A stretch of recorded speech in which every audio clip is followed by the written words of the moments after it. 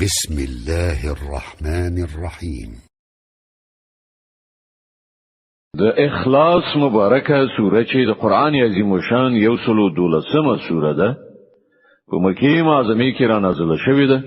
څلور مبارک آیاتونه لري. تلاوت او پښتو ترجمه یې له لومړي آیت څخه اوري. بسم الله الرحمن الرحیم. د الله په نوم چې ډیر زیات مهربان پورا رحم لرونکی دی. قل هو الله احد الله الصمد لم يلد ولم يولد ولم يكن له كفوا احد. ويا هغه الله دی یوازې.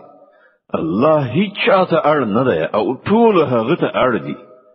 نه د هغه څوک اولاد دی او نه هغه د چا اولاد دی او هیڅ څوک د هغه سیال نشته.